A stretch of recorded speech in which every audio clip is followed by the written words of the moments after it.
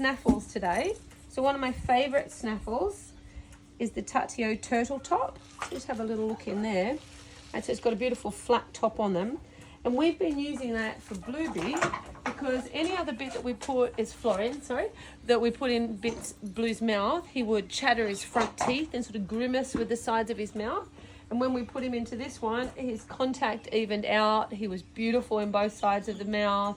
His hind leg action became even better. He's just recently gone into a double, which I'm finding a little bit harder because I absolutely love this bit. So we've actually ordered a bit in Bradoon that's more similar to this than the one that I have. When you're choosing a snaffle, if your horse goes on the forehand, it's likely that they prefer a bit that works over the bars of their mouth. So basically, they dislike any working pressure over the tongue. If they're raising their head up like a giraffe, then they're telling you that they don't like the bit to work over the bars. They prefer the bit to work over their tongue. So this is all just very basic. And of course, some horses are way more complicated than others, but that's a little general line in the sand for how we start to choose their bits.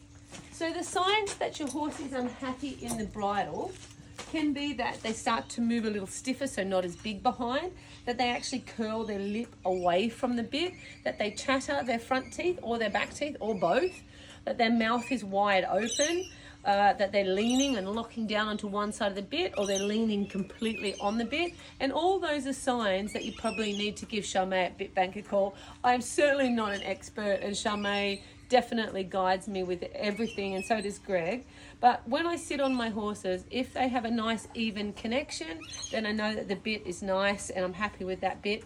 If my horses suddenly have a very uneven connection when I change the bits, then I know that we definitely didn't get it right and we just try again. I am a firm believer that the horses will always tell you whether they're happy or not. I am also a really big believer in leaving my horses in a snaffle for as long as I possibly can. I absolutely love riding in a snaffle, and if I could, I would ride in a snaffle all the way through to Grand Prix.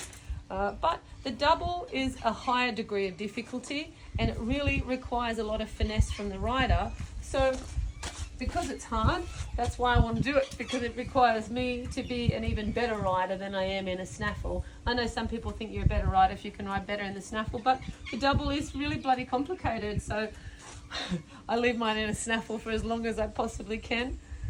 And always, guys, if your horse is unhappy in the mouth, don't crank your noseband shut. Fix here or there or wherever the problem actually is, but cranking the noseband shut won't get rid of a mouth problem. The support of a noseband, sure, but making them tighter and tighter and tighter will only make the problem worse and worse. So guys, I hope that was helpful. And for any of our training aids, just check out the links below. And if there's anything you would like to see in our videos, just put it down in the comments and we can check it out and see what we want to do. And you can also see below the links to all our socials, which is a little bit more about our horses' competition lives. And there's also a link to our website, which is a really great interactive platform with live Zooms and a very wholesome approach to our training system. Don't forget to like and subscribe.